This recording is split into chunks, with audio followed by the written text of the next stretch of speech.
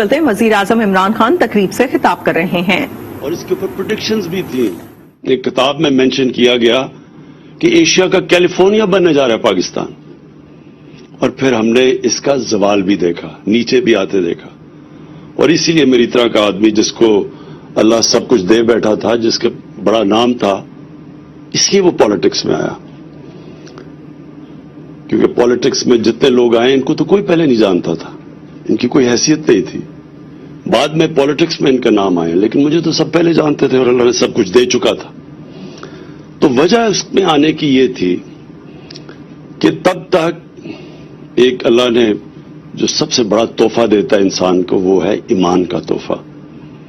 कोई भी इससे बड़ा तोहफा नहीं है। और वो जो जिनको अल्लाह ये तोहफा देता है, तो कुरान में ये भी आयत है कि ईमान वाले इंसान को पहचान जाएंगे।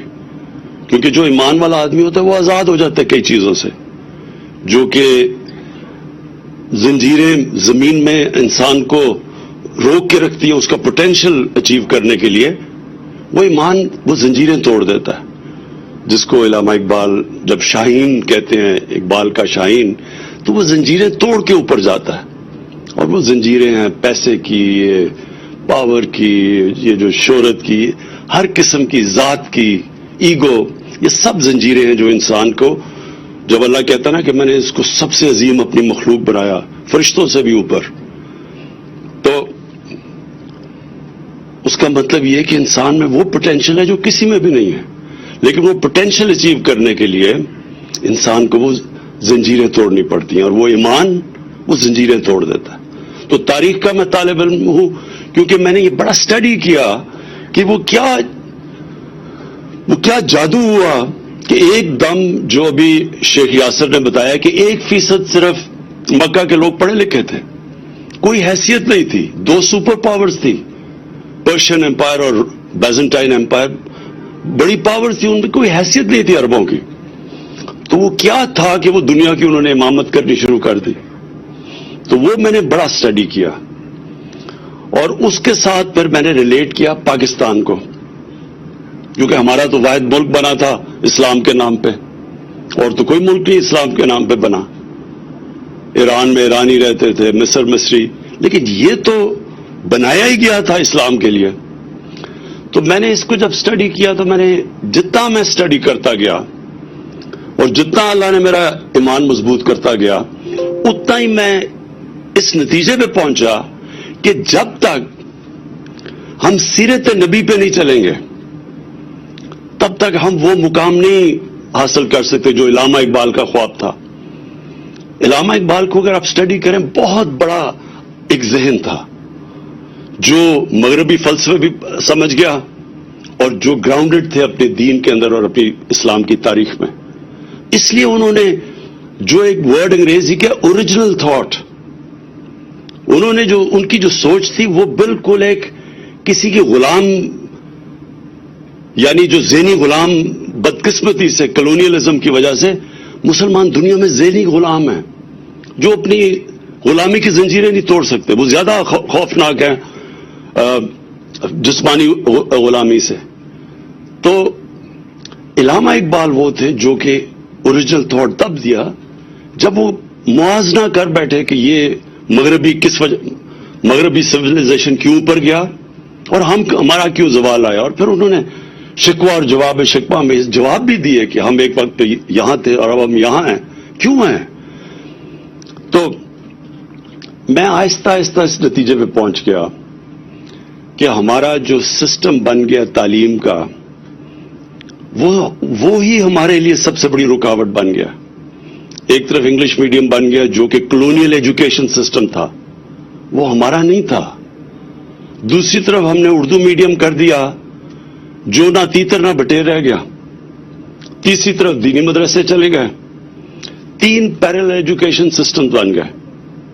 अब वो 3 पैरेलल एजुकेशन सिस्टम में 3 कौमें निकलनी शुरू हो गई, उनका कनेक्शन ही एक दूसरे से नहीं रहा। तो सबसे बड़ी चीज हमने फैसला किया, सबसे पहले तो एक कोर एजुकेशन, एक करिकुलम एक लेके आए, ताकि एक पहले इनको कौमों को तो एक तरफ लेके आए। लेकिन जो सबसे बड़ी चीज ये है کہ جو بھی شیخ ناصر نے بھی یہ بات کی، جب بھی میں مکہ یا مدینہ گیا سب سے زیادہ لوگ پاکستانی نظر آتے ہیں آپ کو وہاں. سب سے پہلے پاکستان ریئیکٹ کرتا ہے، کوئی بھی اسلام کے خلاف کچھ ہو تو پاکستان میں ریئیکشن آتا ہے.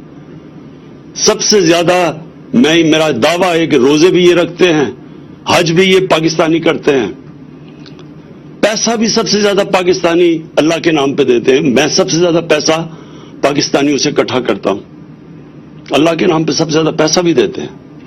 لیکن مسئلہ یہ ہے کہ ہم جو ایک طرح آپ سیکولر ورڈ استعمال کر لیں، ہم اصل میں سیکولر بن گئے، اور غلط میننگ ہے سیکولر کا. مطلب یہ ہے کہ ہم ایک طرف عاشق رسول بھی ہیں،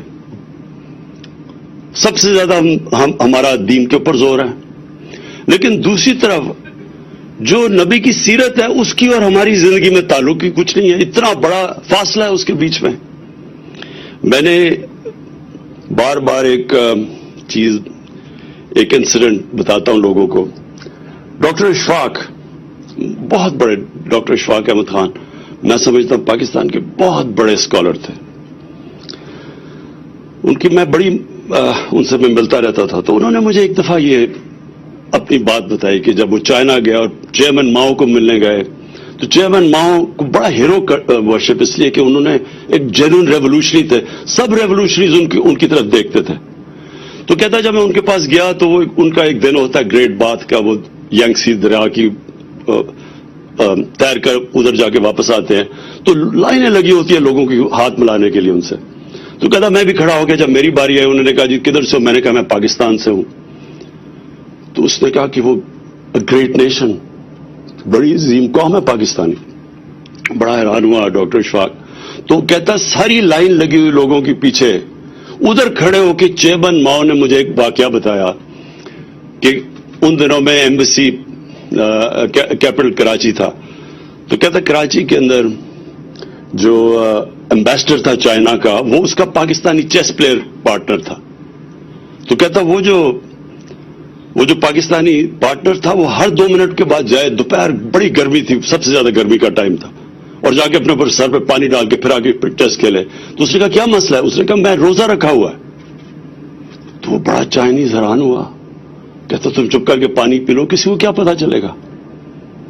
تو جب اس چیئرمین ماؤ کو چائنیز ایمبیسڈر نے یہ بتایا تو چیئرمین ماؤ نے اب ذرا دیکھیں بڑا ذہن تھا نا، تو اس نے کیا سوچا کہ کیوں یہ عظیم قوم ہے.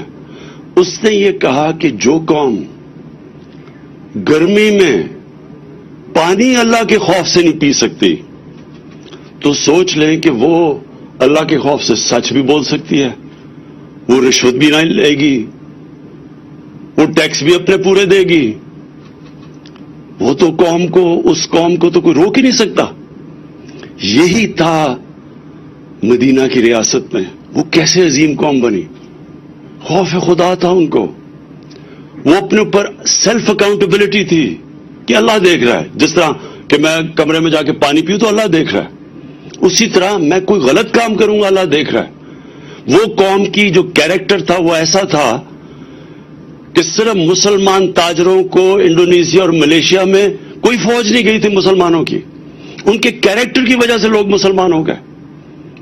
تو میں نے اس نتیجے پہ پہنچا ہوں کہ ہمارا سب سے بڑا مسئلہ یہ ہے کہ ہمارا عظیم قوم کا کیریکٹر نہیں ہے. عظیم قوم بننے کے لیے عظیم کیریکٹر چاہیے، سچ بولنا، سچائی. ایک دفعہ نبی صلی اللہ علیہ وسلم نے کسی نے ایک قریش آیا، کہتا جی میرا سارا قبیلہ مسلمان ہو گیا، لیکن میری جتنی اس کی عمر ہوگی میں اس عمر کے اس حصے میں ہوں کہ میں اب عادتیں اپنی نہیں بدل سکتا. تو مجھے کوئی ایک چیز بتائیں کہ میں وہ کر لوں عمل جس سے میں اپنی عادتیں بھی رکھوں اور مسلمان بھی ہو جاؤں. تو انہوں نے کہا سچ بولا کرو. یہ سچائی بہت بڑا کیریکٹر کا جو نبی صلی اللہ علیہ وسلم کے نبوت سے پہلے کیریکٹر کی تھی، صادق اور امین، سچ بولنے والے اور انصاف کرنے والے. اس کے اوپر بنتی ہے کیریکٹر کی بنیاد. اور جو لیڈرشپ ہوتی ہے، کوئی بھی لیڈر بن ہی نہیں سکتا، رسپیکٹ کمانڈ کر ہی نہیں سکتا جب تک اس میں یہ 2 صفتیں نہ ہوں، سچا آدمی اور انصاف کرنے والا آدمی. تو میں نے اس لیے تب سے سوچا کہ کبھی اللہ نے موقع دیا تو یہ میں نے ضرور کرنا ہے کہ ایک اپنے ملک کے اندر انسٹیٹیوشنز بنانی ہے جو کہ ایک نبی کی سیرت اور ہمارے اعمال کو جوڑے. یہ جب تک جڑیں گے نہیں ہم عظیم قوم نہیں بن سکتے. اور یہ ہم وہ بن سکتے اس لیے ہیں کہ اکثریت عاشق رسول ہے. یہ جو سارا خطہ مسلمان ہوا تھا یہ عاشق رسول نے مسلمان کیا تھا. یہ جو ہمارے بڑے بڑے بزرگ تھے، اولیاء کرام، بابا بلے شاہ، خواجہ معین الدین چشتی، نظام الدین اولیاء، داتا صاحب، میاں میر، بابا فرید گنج شکر، یہ سب عاشق رسول تھے. اور انہوں نے عام انسان کی زبان میں سیرت نبی کا پیغام لے کے گئے. قوالی ایجاد کی گئی صرف اس لیے کہ عام لوگوں کو پیغام دیا جائے ہمارے نبی صلی اللہ علیہ وسلم کا. تو اس لیے 2 چیزیں، ایک تو رحمت العالمین اتھارٹی، اس کا کیا مقصد ہے؟ اس کا یہی مقصد ہے اکٹھا کرنا سیرت نبی اور ہمارے اعمال کو. اس کے لیے ہم نے میڈیا کا پورا استعمال کریں گے، ٹیلی ویژن کا، سیریلز کا، جس طرح ترکی سیریل ہے ارتگرل،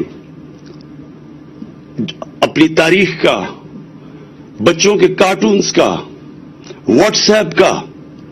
ہم یہ ساری چیزیں استعمال کریں گے لوگوں کو آسان لوگوں کی زبان میں پیغام دینا کہ کیا سیرت نبی ہے کیا، اور کیوں آپ عظیم قوم نہیں بن سکتے، کیوں ایک انسان عظیم انسان نہیں بن سکتا جب تک اس کے اوپر نہ چلے. جو مدینہ کی ریاست، اس کے اندر جو سب سے بڑی چیز اگر آپ نوٹس کریں، تاریخ پڑھیں تو اتنے چھوٹے وقفے میں اتنے زیادہ عظیم انسان دنیا کی تاریخ میں نہیں آئے. جو دیکھتے تھے تو عظیم آدمی بن جاتا تھا. کوئی سینٹرل ایشیا نکل گیا، کوئی مصر نکل گیا، کوئی کدھر، کوئی وہ موراکو میں گھوڑے دڑا دیے اس نے سمندر میں کہ اللہ تیری زمین ختم ہو گئی ہے. ایک سے ایک بڑا عظیم انسان بن گیا. اس یونیورسٹی کے اندر میں چاہتا ہوں کہ یہ ریسرچ کی جائے، بتایا جائے لوگوں کو. یونیورسٹیز بن ہی نہیں سکتی جب تک ان کے اندر ریسرچ نہیں ہوتی. یونیورسٹی تو بنتی ریسرچ سے ہے. ہمارے ملک میں ریسرچ ہی نہیں ہے. کوئی یہ نہیں بتا رہا آج تک کہ وہ کیا کوالٹیز تھی ان لوگوں کی کو جو اس دنیا کی امامت کر لی. تاریخ میں تو اس کی کوئی مثال ہے ہی نہیں کہ وہ لوگ جن کی حیثیت ہی کوئی نہیں تھی وہ دیکھتے دیکھتے دنیا کی امامت کرنا شروع کر دیا. اور یہی نہیں کہ صرف یہی نہیں کہ انہوں نے فتح کی، سارے سائنٹسٹ ٹاپ مسلمان تھے، کلچرل لیڈرز تھے دنیا کے. دنیا کے تھاٹ لیڈرز ایسے بنے کہ انہوں نے دنیا کی علم کو لے کے آئے، عربی میں ٹرانسلیشن کی اور ادھر سے پھر تھاٹ ڈیولپ کیا.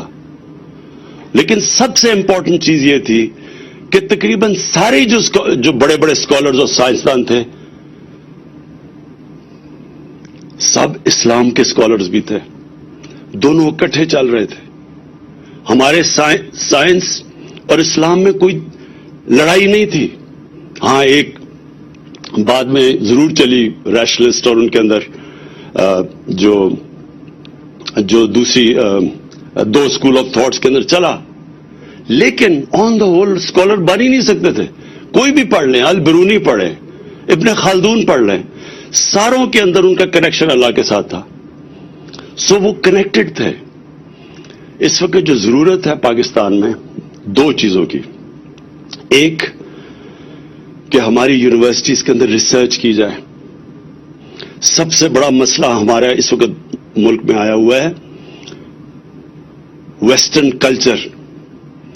ویسٹرن کلچر کو ہم صحیح معنی میں کرٹیک نہیں کر سکتے. ہم بتا ہی نہیں سکتے اپنے آنے والی نسلوں کو کہ اس کی طاقت کیا ہے، کیا وجہ ہے کہ ویسٹرن کلچر اوپر ٹیکنالوجیکل سائنٹیفک ان میں آگے نکل چکا ہے دنیا سے، لیکن ان کی جو اسپرچل سائڈ ہے اس میں کیا مسئلے آ رہے ہیں ان کے؟ اسپرچولی وہ نیچے جا رہے ہیں, چرچز بند ہو رہے ہیں. پوپ نے بھی اسٹیٹمنٹ دی ہے, اس نے کہا Europe has become spiritual barren area, desert, spiritual desert. کیا وجہ ہے؟ دونوں کو, انسان میں جسم بھی ہوتا ہے اور روح بھی ہوتی ہے. انسان دو چیزوں کا بنا ہوتا ہے. آپ صرف جسمانی سائڈ کے اوپر پوری توجہ دیں, امبیلنس آ جاتا ہے انسانوں میں. اور یہی وجہ ہے کہ ہمارے جو یوتھ ہے اس میں کنفیوژن آئی ہوئی ہے اس وقت. ایک تو وہ دیکھتا ہے ویسٹرن کلچر اور ان کی آگے اور ٹیکنالوجیکل پروگرس ہر طرح آگے ہیں, تو وہ ایک دوسری طرف ہمارا دیکھتا ہے اور وہ سمجھتا ہے کہ ہم تو پیچھے رہ گئے دنیا سے. اور یہ بہت بڑی ٹیمپٹیشن ہوتی ہے جب کوئی معاشرہ پروگرس کرتا ہے اس کو بلائنڈلی کاپی کرنا شروع کر دیں. اور وہ اس لیے ہوتا ہے کہ ہمارے ملک میں صحیح معنی میں ہم ریسرچ کر کے اپنی یوتھ کو انفارم چوائسز دینے کا موقع نہیں دے رہے. جب ہم ریسرچ کریں گے, جب ہم بتائیں گے کہ یہ ان کی طاقت ہے, ان کی کمزوری ہے, کیا ان کے مسئلے آئے جب ان کی اسپرچولیٹی گری ہے, ان کا فیملی سسٹم میں کیا مسئلہ ہے, خاندانی نظام ان کا نیچے چلا گیا ہے, وہ کتنی 40 سال پہلے ان کا خاندانی نظام کدھر تھا, آج کدھر چلا گیا ہے, اس کے کتنے اثرات ہیں معاشرے میں. یہ یونیورسٹیز کا کام ہے, ریسرچ کریں, بتائیں, آگاہ کریں لوگوں کو. پھر بچوں کے اوپر کیا گزر رہی ہے. موبائل فون, دنیا میں اتنا بڑا چیلنج نہیں آیا جو آج موبائل فون سے آیا ہے. اس کے پازیٹیوز کیا ہیں, کتنا فائدہ ہے, تعلیم اس سے کتنا علم حاصل کر رہے ہیں بچے ینگ ایج پہ. لیکن جو اس کے اندر پورنوگرافک مٹیریل آ رہا ہے اس کے نقصانات کیا ہیں, کیسے کوپ کرنا ہے, بچوں کو ہتھیار کیسے دینے ہیں. یہ جو ایک بالکل نئی ریالٹی آ گئی ہے, آپ یہ بند تو نہیں کر سکتے, سوشل میڈیا کو نہیں بند کر سکتے, آپ روک تو نہیں سکتے ان کو, لیکن آپ اپنے بچوں کو کم از کم بتا تو سکتے ہیں اچھے برے کی, اس کی ایڈوانٹیج کیا ہے, یہ طرز زندگی لوگے تو اس کا یہ نقصانات ہے, اس کے یہ فائدے ہیں. ہم اپنے بچوں کو چوائسز تو دے سکتے ہیں. اور پھر میں ورڈ یوز کرتا ہوں, انفارم چوائسز. انفارم چوائسز تب آتی ہیں جب آپ بچوں کو بتائیں تو صحیح, آگاہ کریں, شعور پیدا کریں انہوں میں. اس لیے یہ یونیورسٹیز بڑی امپورٹنٹ ہے. القادر یونیورسٹی کے اندر انشاءاللہ ریسرچ کی جائے گی, انٹرنیشنل اسکالرز کے ساتھ ان کے ساتھ کنیکشنز ہوں گے, جس طرح شیخ ناصر ہے. ڈبیٹس کروائی جائیں گی. ڈبیٹس, یہ یاد رکھیں کہ ہمارے ملک میں ایک بہت بڑا ہمیں نقصان پہنچا ہے. ہم اجتہاد ہی نہیں ہونے دیتے. قرآن کے اندر اللہ کا حکم ہے اجتہاد کرو, ڈبیٹ کرو. جب آپ اجتہاد ہی نہیں ہونے دیں گے تو تھاٹ پروسیس آگے کیسے بڑھے گا. علامہ اقبال کا جو کتاب ہے ریکنسٹرکشن آف اسلامک تھاٹ, وہ اس کے اندر تو اگر آپ جس کا موقف آپ سے مختلف ہوگا آپ اس کو کافر کہہ دیں گے تو اجتہاد کیسے ہوگی. تو ہم آگے تو بڑھ ہی نہیں سکتے. ہم اسلام کی, اور اس لیے جو سب سے بہترین اسلام کے اوپر کام ہو رہا ہے وہ مغربی ممالک میں ہو رہا ہے. شیخ یاسر آپ کو بتائیں گے کس طرح کی وہاں ڈیبیٹس چل رہی ہیں, کیسے کیسے اسکالرز وہاں بیٹھے ہوئے ہیں, کیونکہ وہاں کفر کا فتوی کا ڈر نہیں ہے. ہمارے ملک میں پھر سے کہتا ہوں کہ بہت پوٹینشل ہے. اللہ نے اس ملک کو سب کچھ دیا. ہمارا جو سب سے بڑا مسئلہ لیڈرشپ, ہمارے لیڈرشپ کے اندر جو جس طرح کے لیڈرز آنے چاہیے وہ نہیں آتے. وہ کیوں؟ کیونکہ لیڈرز کے اندر وہ جو کیریکٹر لیڈر کا ہے وہ نہیں ہے.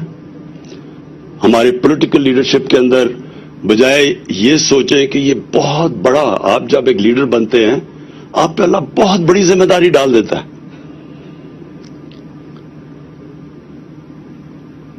جب ایک لیڈر عوام کی خدمت کرتا ہے, وہ سارے پیغمبروں نے یہ کیا تھا, سارے پیغمبر لیڈر تھے اللہ کے, اور ان سارے پیغمبروں نے انسانوں کو بدلا تھا, خدمت کی تھی, انسانیت کے لیے آئے تھے. اور جب ایک لیڈر بن کے ایک اتھارٹی پہ آ کے ملک کا پیسہ چوری کرنا شروع کر دیتا ہے, اس سے بڑا اللہ کا عذاب کسی انسان پہ نہیں آ سکتا. کیونکہ جو معاشرے میں غربت ہوتی ہے سارا گناہ اس کے اوپر جاتا ہے. اس لیے ہمیں اپنے نبی صلی اللہ علیہ وسلم کی جو انہوں نے جو لیڈرشپ کا کانسیپٹ دیا تھا، انشاءاللہ القادر یونیورسٹی اور ہم باقی جو ہماری رحمت للعالمین جو اتھارٹی ہے وہ ساری یونیورسٹیز کے ساتھ ان ٹچ رہے گی. ادھر چیئرز ہیں، سیرت چیئرز ہیں، ان کے ساتھ ہم ان ٹچ رہیں گے. اور بیسکلی جو اس نبی صلی اللہ علیہ وسلم نے لیڈرشپ کا کانسیپٹ دیا تھا وہ ہم نے اپنی یوتھ کو دینا ہے. اسکول کے بچوں سے شروع کریں گے سب کو، تاکہ پتہ تو چلے کہ لیڈر میں کون سی کوالٹیز ہیں. کبھی بھی ایک خود غرض آدمی لیڈر نہیں بن سکتا. لیڈر ہمیشہ اپنی ذات سے نکل کے بڑا سوچتا ہے. قائد اعظم محمد علی جناح، نیلسن مینڈیلا، وہ لیڈرز جو کہ ایک اپنی آپ کو قربان کر دیتے ہیں اپنی قوموں کے لیے. ساری زندگی وہ قومیں ان کو دعائیں دیتی ہے، ان کی عزت کرتی ہے. کبھی بزدل انسان لیڈر نہیں بن سکتا. اس لیے قرآن کی آیت ہے کہ جو لوگ ایمان لے آئے میں ان کے خوف دور کر دیتا ہوں. اس لیے وہ جو ایک دم لیڈرز کی بارش ہوئی تھی مدینہ کی ریاست کے بعد، ہمارے نبی صلی اللہ علیہ وسلم کی دنیا سے جانے کے بعد، ایک سے ایک بڑا لیڈر بن گیا تھا، کیونکہ ان کے خوف دور چلے گئے تھے. بڑی سوچ تھی ان کی، ذات سے باہر نکل گئے تھے، اور سچے لوگ تھے اور انصاف کرنے والے لوگ تھے. یہ 4 کوالٹیز ہیں جو بنیاد ہے ایک لیڈر کی، اور یہ ہم نے اپنے بچوں کو پڑھانا شروع کرنا ہے تاکہ ہمارے ملک میں بھی لیڈرز نکلے. جب وہ ان کو اقتدار ملے تو اپنی قوم کا سوچیں، یہ نہ سوچیں کہ انہوں نے کتنا پیسہ بنانا ہے اور اپنے آپ کو کتنے فائدے پہنچانے ہیں اور اپنی رشتہ داروں اور دوستوں کو اوپر لے کے آنا ہے. میرٹ قائم کرنی ہے، اور وہی مدینہ کی ریاست میں سب سے بڑی چیز اگر آپ دیکھیں میرٹ تھی. جو کوئی ایکسل کرتا تھا وہ بڑے عہدے پہ پہنچ جاتا تھا. اور جو آخر میں یہ چاہتا ہوں کہ ہماری یونیورسٹی سے اس طرح کی اسکالرشپ ہو، اور انشاءاللہ جو ہماری رحمت للعالمین اتھارٹی ہے وہ سارے انٹرنیشنل اسکالرز کے ساتھ ان ٹچ ہے. اور ہماری کوشش یہ ہے کہ آگے سے، اور یہ ہوگا، میں آپ کو پھر بتا رہا ہوں کہ باہر کسی نہ کسی ملک میں وہ ہمارے نبی صلی اللہ علیہ وسلم کی شان میں پھر سے گستاخی کریں گے. لیکن اس باری میں چاہتا ہوں کہ ایک بڑا انٹلیکچوئل، ریزنڈ، سوچ سمجھ کے، قانون دیکھ کے ایک اس طرح کا ہمارے ساتھ ہمارا رسپانس جائے.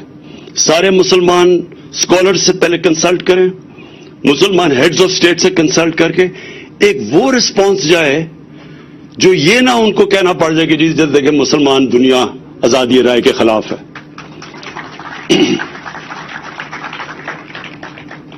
اور اس کے علاوہ جو میں چاہتا ہوں کہ ہمارے جو اس یونیورسٹی میں جو ہمارے بڑے بڑے، جس طرح میں نے بزرگان دین تھے جن کی وجہ سے اسلام پھیلا تھا سارے برے صغیر میں، ان کے اوپر بھی ریسرچ ہو، اور ان کے جو کلام ہیں وہ ہم جب یہ بڑے بڑے عرس ہوتے ہیں وہاں اتنے لوگ آتے ہیں، لاکھوں لوگ آتے ہیں، پیار کرتے ہیں ان سے، ان کو بار بار بتایا جائے کہ ان کی ٹیچنگز تھی کیا.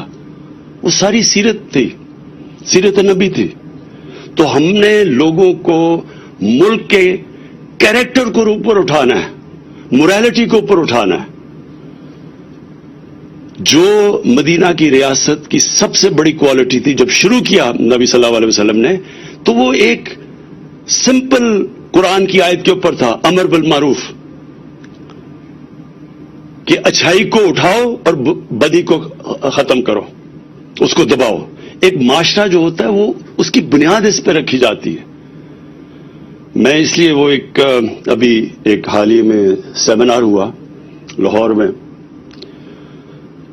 پاکستان کے سپریم کورٹ کے ججز بلائے گئے، لیکن چیف گیسٹ اس کو بلایا گیا جس کو اسی سپریم کورٹ نے سزا دی. اور سزا کیا دی؟ پبلک کا پیسہ چوری کرنے کی سزا دی، اور وہ جھوٹ بول کے ملک سے باہر بھاگا ہوا ہے. اب یہ صرف میں اپنی قوم کے سامنے رکھتا ہوں، یہ سیاسی بات اب میں نہیں کر رہا. جب آپ برائی کو برائی نہیں سمجھتے، جب آپ کرپشن کو برائی نہیں سمجھتے، تو اس معاشرے میں محنت کون کرے گا؟ میں کیوں پڑھوں، 14 سال پڑھائی کروں اس کے بعد 8-8 گھنٹے کام کروں اور میں اپنے مشکل سے بیوی بچوں کا پیٹ پالوں اور دوسرا آ کے ایک قبضہ گروپ بن کے اتنا بڑا پلازا بنا دے, اسمبلی میں بھی آ جائے, اور میں دیکھ رہا ہوں کہ میں محنت کر رہا ہوں اور یہ دیکھو کوئی محنت کیے بغیر اتنا بڑا کوئی معاشرہ نہیں چل سکتا.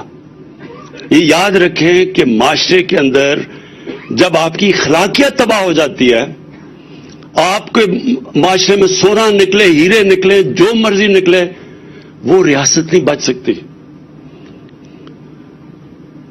ایک ریاست جس کی موریلٹی, مورل سٹینڈرڈز ہوتی ہیں, اس کو ایٹم بم بھی تباہ نہیں کر سکتا. جس طرح جاپان تھا, وہ پھر کھڑی ہو جائے گی. تو آپ کو ایٹم بم مارنے کی ضرورت ہی نہیں پڑتی اس معاشرے کی جس کی موریلٹی ختم ہو جاتی ہے. جب ہم کرپشن کو برا نہیں سمجھتے تو معاشرہ تو تباہ ہو جاتا ہے. اور یہ سب سے بڑا ظلم اس معاشرے میں میں نے 1985 کے بعد جو چینج دیکھا ہے, ہم نے تو پاکستان کو دیکھا نا, جو سب سے بڑی تباہی آئی ہے کہ ہم چوروں کو برا ہی نہیں سمجھتے. تو ہم یہ میسج دیتے ہیں کہ ڈاکہ مارنا تو بڑا ڈاکہ مارنا, صرف چھوٹے چور ہی پکڑے جاتے ہیں پاکستان میں. کبھی کوئی معاشرہ نہیں سروائیو کر سکتا. اور اس لیے بھی میں اس نتیجے پہ آیا ہوں کہ ہم نے اپنی آنے والی نسلوں کو, ینگر جنریشن کو, اپنے یونیورسٹی اسٹوڈنٹس کو, ہم نے سیرت نبی کے ذریعے ان کی ہم نے مورالٹی, ان کا کیریکٹر بلڈنگ کرنی ہے, مورل رینیسانس کرنا ہے. اور انشاءاللہ میرے میں کبھی کوئی شک نہیں ہے کہ اللہ نے باقی سب کچھ دیا ہمیں, سب کچھ. یہاں ہر اللہ کی نعمت پاکستان میں ہے. صرف انشاءاللہ وہ جو کیریکٹر بلڈنگ ہے, وہ ہماری وہ قوم جو ہے ہی عاشق رسول, اس کو بس کنیکٹ کر دیا تو انشاءاللہ مجھے کبھی کوئی شک نہیں ہے کہ ہم ایک عظیم قوم بنیں گے. میں پھر سے فیکلٹی ہماری جو القادر کی ہے, اسٹوڈنٹس جو پہلا بیچ آیا ہے, میں اب سب کو ویلکم بھی کرتا ہوں. اور یہ میرا ایمان ہے کہ انشاءاللہ ہمیشہ بڑی بڑی انسٹیٹیوٹس چھوٹی شروع ہوتی ہیں. ابھی ہم نے تھوڑے سا اس کا انسٹیٹیوٹ کا سیکشن کھولا ہے, لیکن میں جب اوپر سے دیکھتا ہوں اس ساری انسٹیٹیوٹ کو اور اس علاقے کو, میرے میں کوئی شک نہیں کہ یہ ایک وہ دنیا کے اندر, میں پاکستان کی بات نہیں کر رہا, اسلام کی دنیا میں وہ ایک انسٹیٹیوٹ بنے گی, یہ کوآرڈینیٹ کرے گی. جس طرح الازہر کا نام ہے, اسی طرح یہ بھی وہ ایک انسٹیٹیوٹ بنے گی. مجھے خوشی یہ ہے کہ یہ تقریباً 2.5 سال کے اندر اس کی اوپننگ ہو گئی. جو میں پرائم منسٹر یونیورسٹی بنا رہا ہوں, وہ دنیا کی ٹاپ ٹیکنالوجیز کی وہ یونیورسٹی ہوگی, جو لیٹسٹ ٹیکنالوجیز ہیں اس کے اوپر. لیکن گورنمنٹ اتنی آہستہ چلتی ہے کہ 3 سال ہو گئے, اب جا کے ہم شروع کرنے لگے. تو یہ بدقسمتی ہے, یہ گورنمنٹ کی نہیں ہے, اس لیے یہ بڑی جلدی کھل گئی ہے. اور میری جو اس سے پہلے نمل یونیورسٹی ہے, وہ میرا ایک ویژن ہے, پاکستان کی پہلی نالج سٹی جس طرح آکسفورڈ اور کیمبرج ہے. تو میں آج پھر سے بڑی اپنی خوشی کا اظہار کرتا ہوں. مجھے بڑا آج خوشی ہو رہی ہے کہ اتنے چھوٹے ٹائم میں ہماری یہ جو القادر یونیورسٹی ہے یہ کام شروع کر دیا. شکریہ جی. اعظم عمران خان القادر یونیورسٹی کی تقریب سے خطاب کر رہے تھے. اس موقع پر ان کا کہنا تھا کہ سیاسی لیڈر بننے پر بہت زیادہ ذمہ داری عائد ہوتی ہے. نبی رحمت صلی اللہ علیہ وسلم کے لیڈرشپ کے نظریے کو اپنانا ہوگا. کوئی خود غرض آدمی کبھی بھی قوم کا لیڈر نہیں بن سکتا. کوئی بزدل شخص بھی قوم کا لیڈر نہیں بن سکتا. لیڈر وہ نہیں جو اپنے رشتہ داروں اور خود کا فائدہ سوچے. ذاتی فائدے کے بجائے قوم کی ترقی کا سوچنا پڑتا ہے. سچ اور انصاف کے بغیر کوئی بڑا لیڈر بن ہی نہیں سکتا. وزیر اعظم عمران خان نے مزید کہا کہ نبی رحمت صلی اللہ علیہ وآلہ وسلم کی سیرت پر عمل میں ہی کامیابی ہے. ہمارا تعلیم کا موجودہ نظام ہی ترقی کی راہ میں رکاوٹ ہے. انگریزی اردو تعلیم اور مدرسے کا الگ الگ نظام ہے. روزہ عبادت اور امداد میں پاکستانیوں جیسا کوئی نہیں ہے.